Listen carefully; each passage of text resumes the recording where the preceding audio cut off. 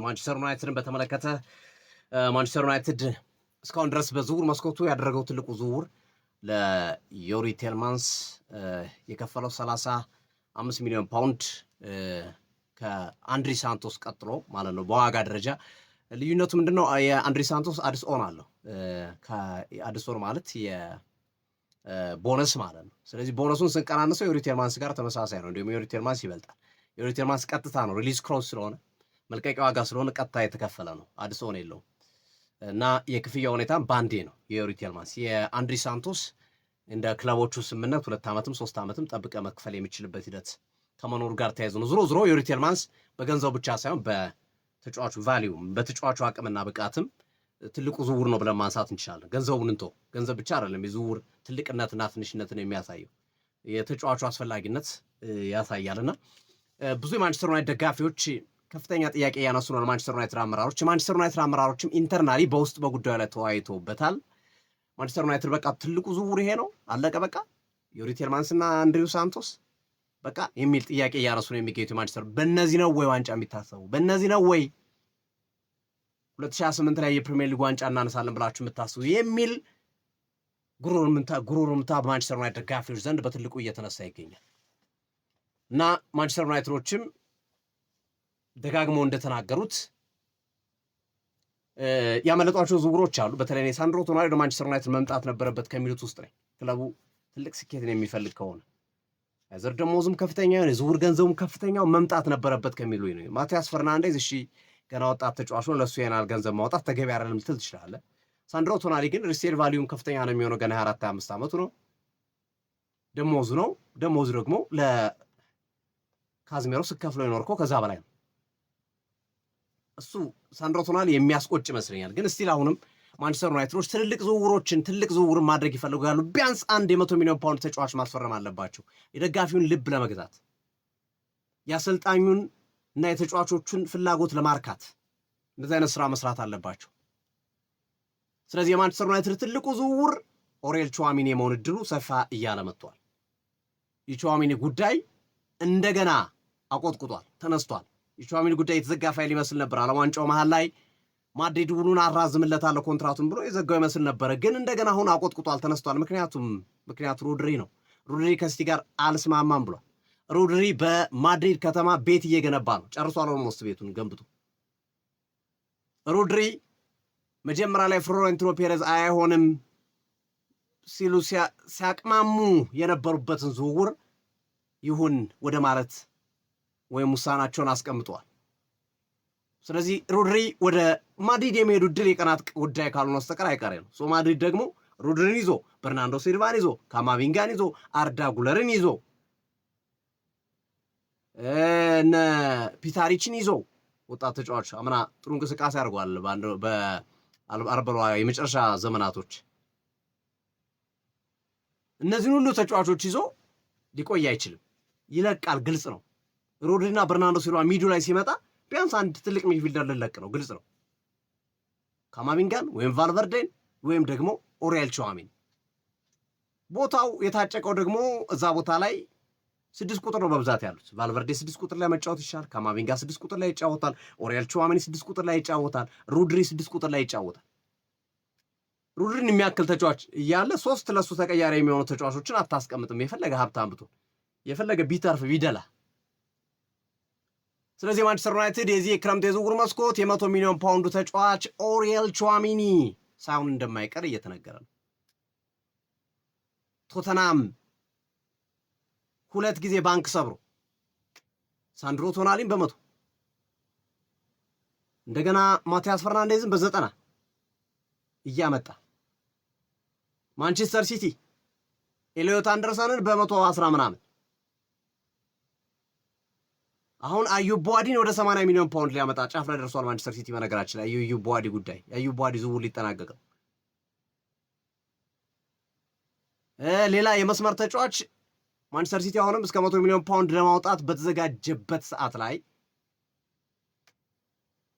አርሰናል ቪኒሲየስ ጁኒየርን ካመጣ አስቡት፣ ባንክ ሊሰብር ነው። አይምጣ ቪኒሲየስ ጁኒየር እሺ፣ በነ ጁሊያን አልቫሬዝ በሌሎችም ተጫዋቾች በነ ብሩኖ ጉማሬሽ ባንክ ሊሰብር ነው። ቼልሲ ባንክ ሰብሯል ብሬንዳን ሮጀርስ። ሊቨርፑል በብራድሊ ባርኮላ ባንኩን ሊሰብር ነው። 170 ሚሊዮን ዩሮ ጠይቋል። ሊቨርፑል ፈቃደኛ ሆኗል ለመክፈል። ፈረንሳይ ነው ያሉት የሊቨርፑል ወኪሎች፣ የሊቨርፑል ተደራዳሪዎች። ሁለት ተጫዋቾቹ ነው እየተደራደሩ ያሉት የሊቨርፑል ተደራዳሪዎች። አንዱ ዜባርኒን በተከላካይ መስመር ለማምጣት ነው ከፓሪስ ሰን ጀርመን፣ ሌላኛው ደግሞ ባርኮላን ዝውውር ለመጨረስ ነው። ባርኮላ 170 ሚሊዮን ዩሮ ብለዋል ፓሪስ ሰን ጀርመኖች። እንደ የኛ ልጅ እኮ ከሞርጋን ሮጀርስ የተሻለ ነው፣ የኛ ልጅ እኮ ከኤሊዮት አንደርሰን የተሻለ ነው ብሎ በእነሱ ዋጋ መነሻነት ለብራድሊ ባርኮላ 170 ሚሊዮን ዩሮ አምጦ ብሏቸዋል ሊቨርፑሎችን። አማራጭ የለውም ሊቨርፑል ይገዛል፣ ባይዘው አማራጭ የለውም ሊቨርፑል።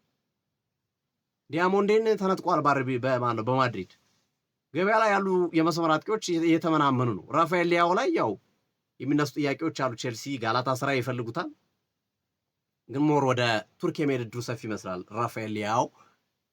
ሌላ የምጥረው በቃ ይሄ አሳማኝ የሆነ የመስመር አጥቂ የለም፣ የግራ መስመር አጥቂ።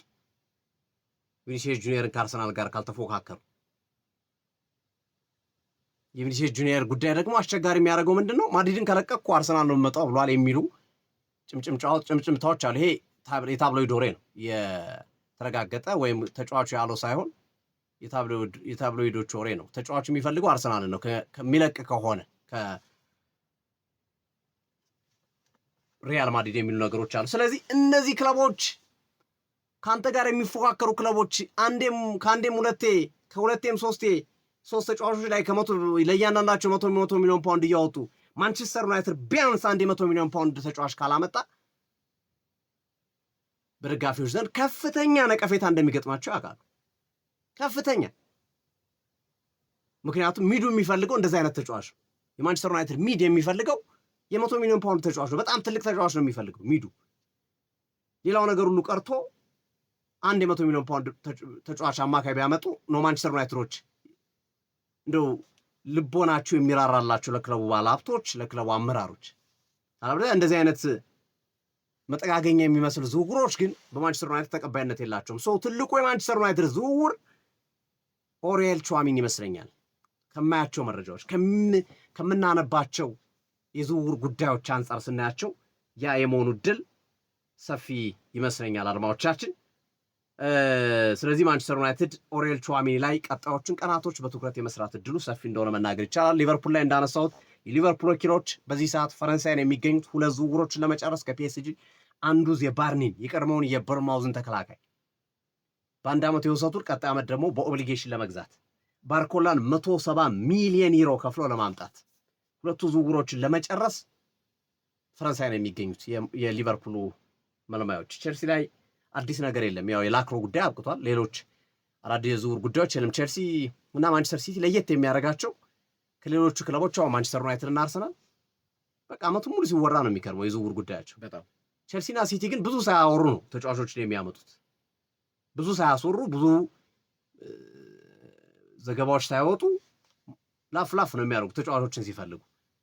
ስለዚህ ቼልሲ ላይ ብዙ አዲስ ነገር የለም። ሊቨርፑል ላይ ግን የባርኮላና የዘባርኒ ጉዳይ ፍጥነት ጨምሯል። አሁን ነዳችን ይሰጡ 145 አስቀመጠ እኮ ፓሪስ ሴንጀርመን አፎርድ ያደርጋል። 170 አሳደገው 170 የሚገርም ነው። አሁን 170 ነው ከነጥቅማጥቁ። አሁን እያየሁት ነበር በነገራችን ላይ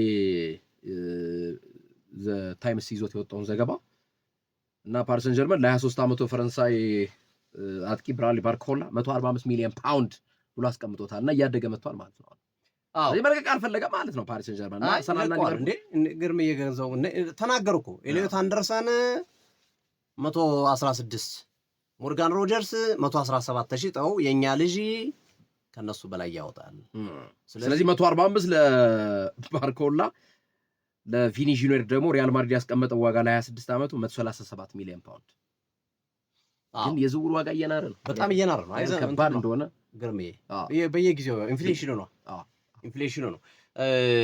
ብሩኖ ጉማሬዥን በተመለከተ በጣም ብዙ ጥያቄዎች እየመጡ ነው። ብሩኖ ጉማሬዥን በሚመለከት አርሰናል ኢንተርናሊ ሁለተኛ የ70 ሚሊዮን ፓውንድ ጥያቄ አቅርቦ ውድቅ መደረጉና አርሰናል ለሶስተኛ ዙር መዘጋጀቱና ለማገባደድ መዘጋጀቱ ነው። ማገባደጃው ደግሞ ከ80 እስከ 85 በሚገኝ ወይ 82 ወይ 83 ወይ 84 ወይ 85 በእነዚህ ዋጋዎች ውስጥ አርሰናል ይጨርሳል ተብሎ ይጠበቃል። ነገር ግን ብሩኖ ጉማሬዥ ለፕሪሲዝን ለቅድመ ዝግጅት ይቀላቀላቸዋል ኒውካስትሎችን። ኢዲሃው ማረጋግጧል፣ ተጫዋቹ ማረጋግጧል።